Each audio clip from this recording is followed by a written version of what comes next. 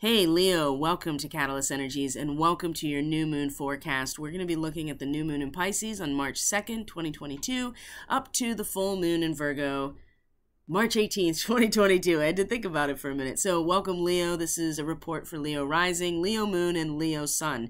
And thank you for being here. I really appreciate you, especially being flexible with the fact that I'm not in my studio. I am on puppy patrol, and it has been an interesting journey so far to try to record this and also to manage a very small puppy who wants to destroy my life. So hopefully we can get through it without any or too many distractions, right? And luckily I have this handy pause button that really helps. So Leo, if you find this content valuable and you've checked out some of the past reports, especially the last full moon report, because it was in your sign, Leo. And so the last month was really much more about you in Aquarius, because we had a new moon in Aquarius, we had the full moon in Leo, this incredible grand square with all these galactic degrees. So now I feel like there's going to be a much more introspective and thoughtful period for Leo. And doesn't mean there won't be any action on your part or making decisions, but after a really strong full moon in your sign, well, all of us, but you in particular, Leo, are now kind of assessing what's been happening and what you want to give yourself over to. The full moon was about, and the Leo Aquarius axis was a lot about who you are in your relationships. And now it's going to be about resources, of course, because the 8th house is Pisces. This is where the new moon is. Jupiter is here. Neptune's here. This is about the resources that we generate in cooperation, in conjunction with each other, communion, and this is all kinds of resources. So, but I do feel that Leo is really going to be assessing what it's all been for, and especially if the power that has been extracted from the fruits of your labor, quite literally with your 6th house being where Pluto is right now, if that's been worth it. And I think Leo's really going to be considering, not only has it been worth it, but are you giving the fruits of that labor over to an arrangement or a relationship or any kind of contractual binding agreement that's actually generating more resources for you as well? Are you going to actually get a return on your investment of yourself to the situations you're committed to? And I think that you are in a position to set some real intentions about your own personal growth over the next couple of weeks, about what symbolizes exactly the right avatar for you, who or what symbolizes the type of person you want to be, and what you want to get out of these situations, right? The 8th house is about the shared resources, and it should be mutually beneficial, right? The idea is that the power here is what generates a pattern of meaning, and that pattern of meaning is what catalyzes real change and real creation at a societal level. So this 8th house is really about, especially with the sun, your ruler, Leo, the will to sacrifice, and aligning with yourself with an avatar or a symbol of courage or valor in this area. And you have Neptune here, which has made it very difficult, I think, for the last number of years since Neptune's come into Pisces, to really not be totally passive about this and to just give yourself entirely without any sense of personal boundary into any relationship you're part of, without any sense of agency, which is very unlike the Leo. So you have to have your sense of agency really on lockdown in order to engage with this 8th house in a way where you can lose yourself, right? And lose yourself in a way that actually is a blissful and transcendent experience. That's the benefit of having Neptune here, is that it becomes very humanitarian and very transcendental and very spiritual in terms of your offering of the fruits of your labor to some sort of collective situation. And it does. Money does create power and greed, and this is all part of the 8th house as well. It's just that with Neptune here, it's been very difficult, like I said, to have a sense of agency and to not just always feel like there's nothing but what you have given yourself to, and there is no personal power here. Now that Pluto is here, or Jupiter is here, and the sun and the moon and this new moon, this is a story that's changing now. There's some agency, there's some meaning that is building, some management, some sense of identity here. And if you are aligned with a symbol that can really sustain you, then there is incredible impact awaits you, Leo, in the realm of career, in the realm of mission, in the realm of public life, professional life, which is your 10th house, right? This is where this new moon is in a sextile to the 10th house with Uranus. And so it hasn't been stable here. I think this idea of like, what am I doing with my life? And in the fruits of my labor, what is it really going towards? Is it actually building something? And when the resources themselves tend to be very unstable with Uranus and Taurus, and there is I don't know, like just a shifting, glitching reality in terms of the socio-political order as a whole, then it's very difficult to see what your place is in all of this. Okay. I had to pause the recording because I had to rescue my footwear from the puppy. So I'm not sure exactly where I stopped there, but I think it was the sextile with Uranus and the new moon, right? The lack of stability here, the glitching of the realities that you can be part of creating is an important part of waking up to the fact that you are part of creating these institutions of power. This is the 10th house, and this is where your power is released. And in fact, this is where the soul's journey right now, this is the area of the soul's evolution, is this public professional zone here, this realm of career and mission. And in fact, your power does matter, and it does contribute. And I think that it's been important to align with like a higher bandwidth of awareness around this. And even if the matrix has literally been glitching,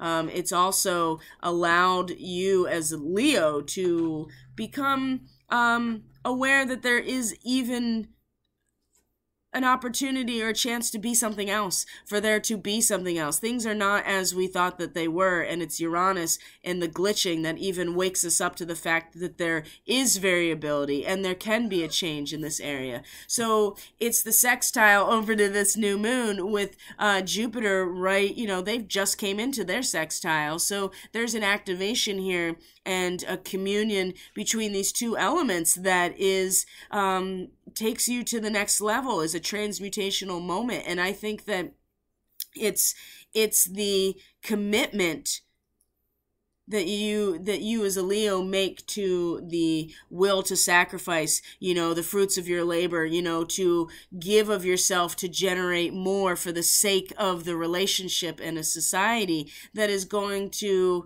really find its missing, you know, puzzle piece here, with a state that's been very unstable, but also very the potential for awakening into your mission is really, really strong with Uranus in the 10th house. So this 10th house is a big part of the conversation, Leo. This is the area of your destiny right now, and is also the area where the awakening is being triggered because of this instability in the world around us, okay? So Mercury and Saturn are also, as you can see, in a conjunction with each other, also at the new moon, and in Aquarius, right? In Aquarius in your 7th house. Okay. So Mercury and Saturn are together in the 7th house, and you know, Saturn in the 7th house can make a person feel very isolated because the distinction between them and other is very distinct. But in terms of your own power, Leo, oh, puppy, you have to stop. This is about, you know, standing in your own authority and power within your relationships, knowing what your authority and power and your responsibility is as well to these relationships, regardless of what damage has maybe transpired or demolition that has happened as a result of Pluto in your the fruits of your labor, and you know, is it actually providing the power that necessary to offer into your relationships, right? Is it really worth it? That's, you know, that's really the question that I think Leo is going to be asking. So stand in your power with Saturn in Aquarius and Mercury coming to meet Saturn. It's a reality check, but it also is it's a moment of maturity, mental maturity about what it actually takes and how important the energy of relationships really is to actually doing damage control in other areas of life. So Saturn's going to be very important actually as we move forward to the next major part of this lunar cycle, which is the first quarter moon. So here, let's do this real quick. I'm gonna this puppy. So what I'm going to do is get the chart ready, so you don't have to watch me scroll through everything. But it's always these quarter moons. It's always these quarter moons where we end up having the challenge, right? The crisis moment is always the quarter moons. And we give a lot of attention to the new moon and the full moon because these are these culminating, or, you know, these points of beginning and ending that are very important. But it's the quarter moons where we face our challenges, and it's in the square angle that we have to confront something about what we have set intentions or seeds for at a personal level. We have to not only confront that, but we have to hopefully learn something from it as well. And so what we're going to see here is our first real challenge with the first quarter moon in Gemini, which is in your 11th house. So let me bring up, one second here. I'll bring up the chart again. Leo, there we go. Oh, let's see here. All right. Got to keep one eye on the puppy. So here we are, Leo, and it's going to be in your 11th house in Gemini. So what are we going to do? This is a crisis in action, and especially after we set intentions, and really very these intentions in Pisces with this new moon have a lot to do with surrender and trust, and surrendering and giving oneself fully, not only to the relationship and with the agenda of generating power, but just because it was the return back to from whence we all came. That is a big part of Pisces. So part of that is trusting that everything, the table is set, and when the right time shows up, then everybody else will show up and sit at the table. And again, this is in generating of resources. Oh, Leo, you're going to really have to trust that what you are putting forward is going to actually generate some real power for you, and generate a power that is actually going to contribute to something that in a societal way, in your mission and career, right? And the tendency we're all going to have here is with this moon and Lilith so close in Gemini at this first quarter moon, that we might want to double back. We might have some doubts about what we have aligned ourselves with, because maybe it's not going, it's either not moving fast enough, we're not seeing any results, or we're afraid that things are not going to turn out the way that we had hoped and anticipated. So we may try to fill that void by, finding our almost a primal urge to survive or to maintain or preserve ourselves, and in particular, Leo, within our own emotions, preserve the opportunity to tap into the multiplicity of ideas. And and in terms of the 11th house, this is very much about the multiplicity of social settings, or social environments that you could be part of, right? You don't want to, and I think for Leo, almost out of everyone else, this might be an actual, this tension, it's the moon and Black Moon Lilith that might actually be the point of realization, right? It's going to be this urge and this need to like not actually make a decision or to give ourselves away, but to keep ourselves, keep all the options open in order to fulfill ourselves as needed and in a social setting.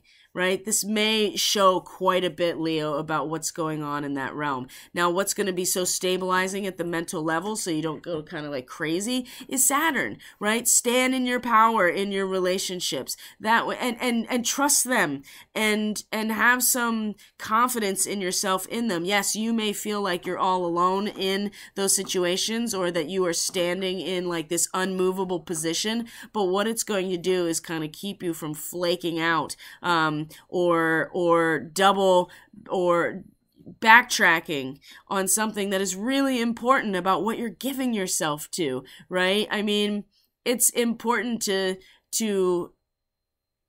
11th house Gemini, there's you have a lot of friends, your social network can be very vast, and you can have a lot of connections with a lot of different people because people are attracted to you, and because you're a Leo, right? You're kind of the center, and it's a dynamic, and it's a dynamic space of conversation and communication in a larger social setting, right? But eventually you have to commit somewhere to something, and you have to give yourself to it, and you're going to really see whether, if that's working for you or not.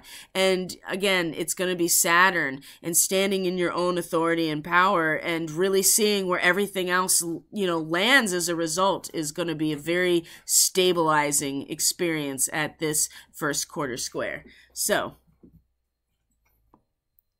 told you, one eye always on the puppy. So when we get to the full moon, Leo, gosh, I am so grateful that you are willing to just roll with the punches here. So let's bring it forward, and I'll bring it back up when we're all dialed in here, because it's really going to be in resources. Leo, I think, like I said, the real question for you is about, is it worth it, right? Can you afford it? Are you getting out what you're putting into it and more, right? Are you finding any satisfaction in what you're doing at a resource level and the fruits of your own labor, right? So look at what we're looking at this full moon. Let me bring it back, actually.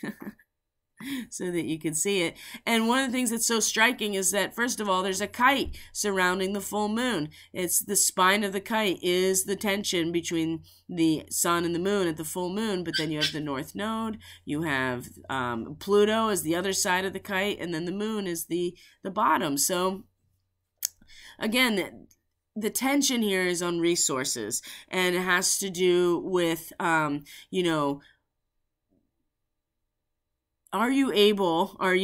this full moon, I feel like, will be a very sensitive and a very sensitive moment, but also really allowing you to emotionally tap into your resources, your emotional resources, and in particular, are your emotional resources able to seize power of yourself and maintain some sort of emotional integrity in your own resources in some sort of crisis moment. And that crisis moment may be not as much of a crisis as it seems, but it will seem like there will be separation from unity, perhaps. Maybe there will be a splitting apart, but really it's not so much a splitting apart as it is the prism refracting the light into all the different wavelengths, all the different possibilities, which kind of goes back to that moon in Gemini, where all the possibilities are something that we want to almost feel an urge to settle back into.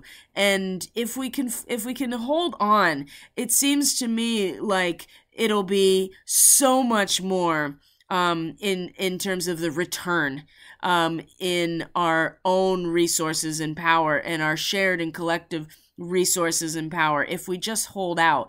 And there will probably be some sort of crisis moment at this full moon. It'll be very intense and very full. But I suspect, Leo, that you will find that you do have the emotional resources to pull it together and to pull your resources together in the midst of maybe everything in the world around you resource-wise, like having an explosion or some sort of massive crisis. So Leo people may find themselves really seriously impacted by the economy in a very direct way based on what I'm looking at. So, and with Pluto involved in this kite, I wouldn't be surprised if that, because Pluto does rule Scorpio. So at the same time as this happens, Neptune is also making a connection here with the nodes, speaking of Taurus and Scorpio and the realm of resources, because this is, this Taurus rules the second house, Scorpio does rule the eighth house. And this is where the South Node is in Scorpio, in your fourth house of personal power. Excuse me. So Neptune in the eighth house has made it very, it hasn't been till recently with Jupiter here and now this new moon that you've really started to have some sort of symbolic representation of what you have been giving yourself over to. And like I said, Neptune is so beautiful and can make this realm so blissful and like just so mystical in terms of what you're generating in your relationships, and very, very loving. Oh my gosh, and artistic and beautiful, but also it just really it really dissolves all personal boundaries in this realm, and you can be very passive in an area that really does require at least some sort of drive. So then you just become like a reflector for everyone else. Now there at least is some action and some meaning and some identification with it, with everything else in there. But Neptune in Pisces, ultimately, when we come to realize our own dharma, right, we come to also realize what our limitations are, and that allows us to centralize our energy towards what we're here to do. This is when we surrender over to the karma of our situation, which is, a lot of the 12th house in Pisces dynamic. So there's going to be this trine with the South Node and this sextile with the North Node, both still in Pleiadian positions, with Neptune right as the Sun is in its opposition to the Virgo moon. So if we do nothing with this awareness, maybe we even come to accept and surrender to our Dharma and realize that we have a specific role to play and we better play it in this realm, and it's part of the much bigger picture. Even with we do nothing with that, there's still going to be this water trine to the South Node of giving an X-ray vision at the very least of where we've been at a soul level, and for Leo, where you've been in terms of where you draw your power from, right? Again, power and resources, but this is about emotional power, where you've drawn it from in the past. But if you want to take that and invest it, literally invest it, since this is all about the 8th house, into something, you can invest it into your career and into your soul's evolution in the realm of your career and your mission. And I think that that's going to really open up a lot for Leo and really just motivate you to actually come into your professional and public life a lot more, and to realize it's the area of your growth and evolution. But there's there's the timer. It's the area of sacrifice and the will to sacrifice and giving, and the death of the ego and the power generated in your relationships that is the main focus for Leo this during this whole lunar cycle. So I really powered through that, Leo, and maybe it's because I've been trying to do this video for so long now that I've just gotten it so fine-tuned, the message, that it just popped it right out. So I'm going to leave it here for now. If you're interested in a reading or a personal reading, a natal reading, starseed reading, or any energy work to support your process, you can follow any of the links in the description box below. That'll take you to the website. That's where you can sign up for the email list. And there's Telegram, there's Subscribestar for the Starseed Fellowship, and all of the video platforms that you can find Catalyst Energies on. So take care of yourself, Leo. I'll see you on the next video, which will be the full moon in Virgo, if you are subscribed to Subscribestar. And I hope you have a really thoughtful and productive, I really hope it's very productive next couple of weeks, and to really come to accept and willfully give yourself over to something that's actually giving something back to you. Okay, Leo, that's what I really, really want for you. So in the meantime, have a great 2 weeks, and I'll see you on the next video. Bye.